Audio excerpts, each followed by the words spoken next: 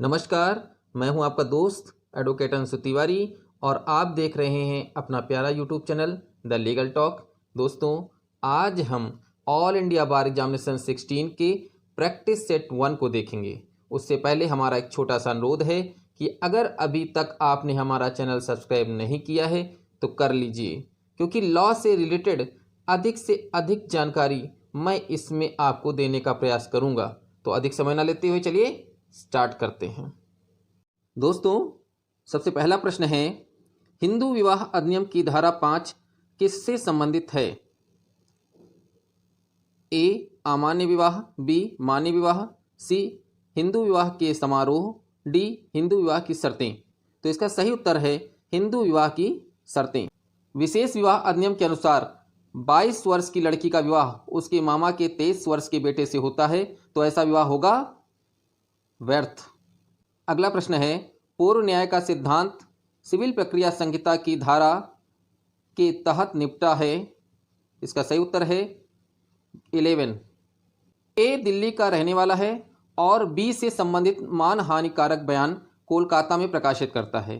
B ए के ऊपर मुकदमा कर सकता है केवल दिल्ली में, केवल कोलकाता में, दिल्ली और कोलकाता दोनों जगहों पर, या तो दिल्ली या कोलकाता में। तो इसका सही उत्तर है या तो दिल्ली या कोलकाता में।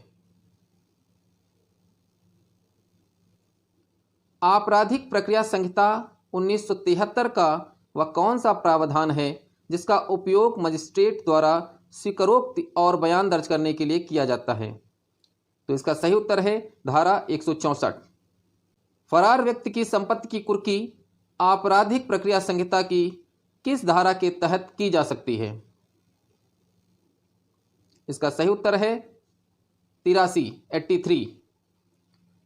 आपराधिक प्रक्रिया संहिता की किस धारा के अंतर्गत मजिस्ट्रेट किसी अभियुक्त को व्यक्तिगत उपस्थिति के लिए विमुक्त कर सकता है? तो इसका सही उत्तर है 205। सीपीसी की धारा 14 के तहत निपटा है। इसका सही उत्तर है विदेशी निर्णयों के रूप में अनुमान। डिक्री धारक का अर्थ है कोई भी व्यक्ति जिसके पक्ष में एक डिक्री पारित की गई है या निष्पादन के लिए सक्षम आदेश दिया गया है। स्वेच्छा से अम्ल फेंकना या अम्ल फेंकने का प्रयास करना इस धारा के अंतर्गत एक दंडनीय अपराध है। 326 बी आईपीसी।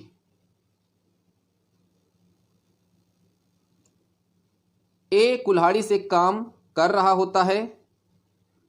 कुल्हाड़ी उखड़कर उड़ती हुई नजदीक खड़े एक आदमी को लगती है और वो मर जाता है। यहाँ ए के द्वारा उचित सावधानी नहीं बरती जाने के कारण यह ए के द्वारा किया गया हत्या का अपराध माना जाएगा, गैर इरादतन हत्या का अपराध माना जाएगा, अपराध नहीं माना जाएगा, गंभीर चोट पहुंचाने का अपराध माना जाएगा। तो इसका सही उत्तर है अपराध नहीं माना जाएगा। जब कोई पुरुष किसी स्त्री के साथ मैथुन उसकी सम्मति से भी करता है तो भी वह बलात्संग है यदि उस स्त्री की आयु कम है 16 वर्ष से। भारतीय दंड संहिता 1860 में विधि विरुद्ध जमाव को परिभाषित किया गया है धारा 141 में। लूट कारित करने का प्रयत्न दंडनीय है आईपीसी की धारा 392 में।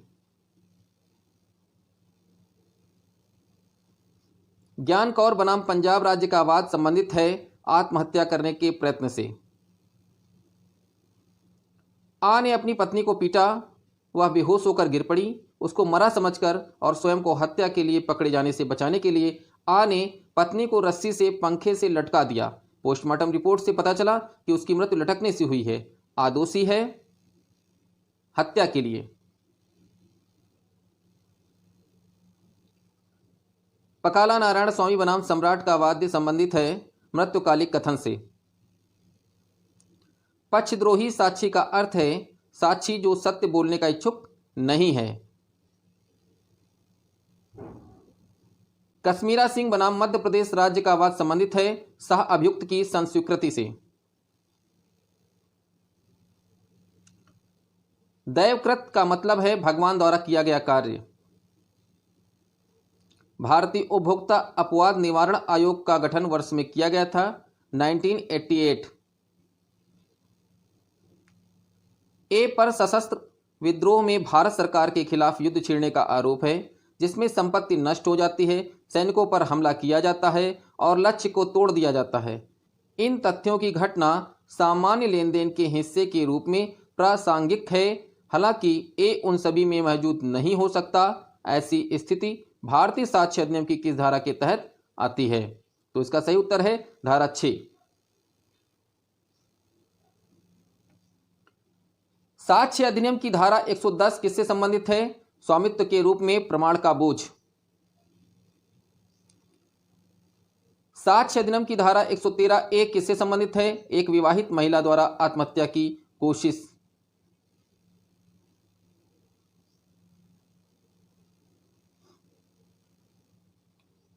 सुप्रीम कोर्ट ने इस मुकदमे में कुछ शर्तों के अधीन जीवित वसीयत और निष्क्रिय इच्छा मृत्यु को वैध कर दिया है। कामन काज बनाम भारत संघ। चुनाव प्रक्रिया में उम्मीदवारों के पूर्ववृत्त जानने का अधिकार। इसका सही उत्तर है अनुच्छेद 19(1)(a)।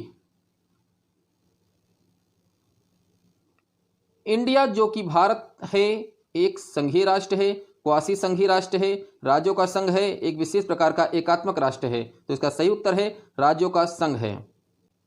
अधिवक्ता अधिनियम 1961 की धारा 49 के अनुसार बार काउंसिल ऑफ इंडिया के पास ऐसे नियम बनाने का अधिकार है जो बार काउंसिल की सदस्यता के लिए योग्यता और ऐसी सदस्यता के लिए अयोग्यता। बी, अधिवक्ता के रूप में नामांकित होने वाले व्यक्तियों का वर्ग या श्रेणी।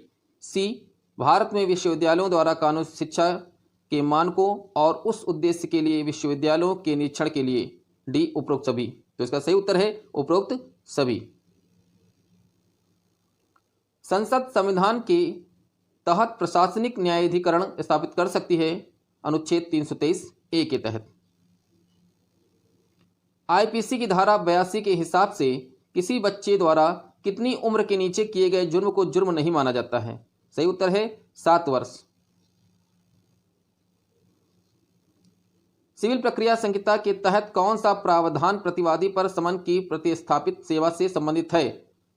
सही उत्तर है आदेश 5 नियम 20। न्यायमूर्ति एबॉट पेरी के अनुसार वकालत के 7 दीपक क्या हैं? इसका सही उत्तर है बी। एक सार्वजनिक कंपनी में निदेशकों की न्यूनतम संख्या होती है 3। सूचना प्रौद्योगिकी अधिनियम की धारा 66(a) को किस मामले में असंवैधानिक ठहराया गया था? इसका सही उत्तर है श्रेया सिंघल बनाम भारत संघ। आयकर अधिनियम के अनुसार शून्य कूपन बांड का अर्थ एक बांड है जो कि ए, किसी भी इंफ्रास्ट्रक्चर कैपिटल कंपनी या इंफ्रास्ट्रक्चर कैपिटल फंड या पब्लिक सेक्टर कंपनी या शेड्यूल बैंक द्वारा 1 जून 2005 के दिन या उसके बाद जारी किया गया है। बी, जिसके संबंध में इंफ्रास्ट्रक्चर कैपिटल कंपनी या इंफ्रास्ट्रक्चर कैपिटल फंड या पब्लिक सेक्टर कंपनी या शेड्यूल बैंक से परिपक्वता या छुटकारे से पहले कोई भुगतान या लाभ प्राप्त नहीं होता है। सी, जो कि केंद्र सरकार सरकारी राजपत्र में अधिसूचना द्वारा निर्दिष्ट कर सकती है। डी, उपरोक्त सभी। तो इसका सही उत्तर है उपरोक्त सभी। जीएसटी से संबंधित प्रविष्टि संविधान में इसके अंतर्गत की गई है। तो इसका सही उत्तर है संविधान 101वां अधिनियम 2016। अपात्र व्यक्तियों द्वारा मुकदमा निम्नलिखित किस आदेश के तहत निपटा जाता है? आदेश 33 सीपीसी।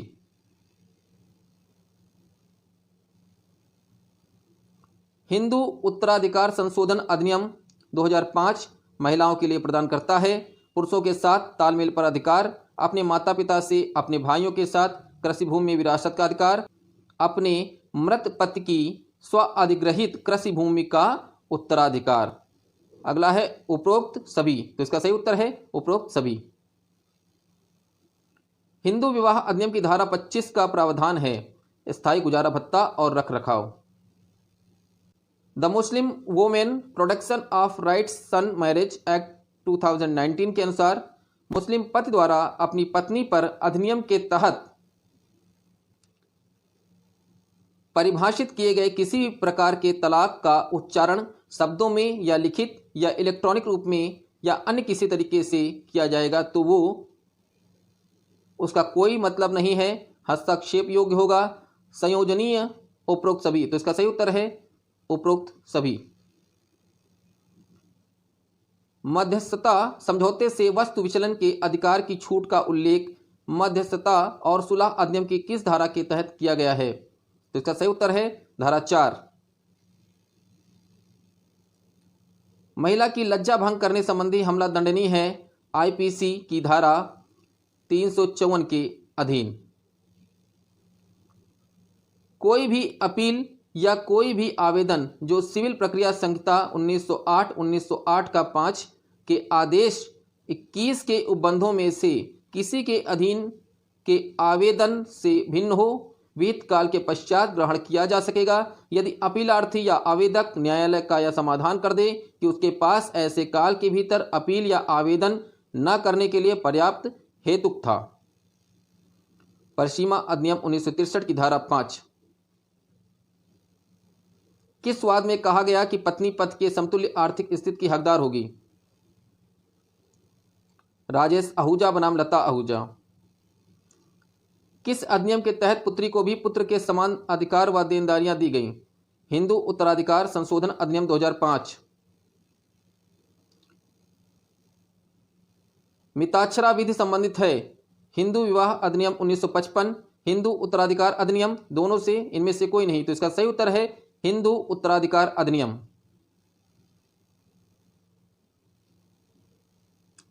किस वाद में कहा गया कि बार बार आत्महत्या कारित करने की धमकी देना क्रूरता की कोट में आता है?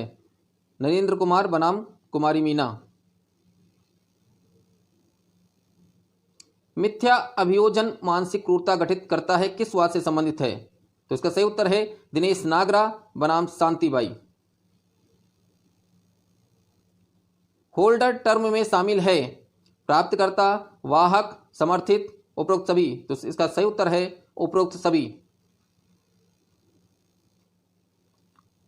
रूल ऑफ लॉ का अर्थ है कानून के समक्ष समानता, कानून की सर्वोच्चता, कानूनी भावना की स्वतंत्रता, उपरोक्त सभी। तो इसका सही उत्तर है उपरोक्त सभी।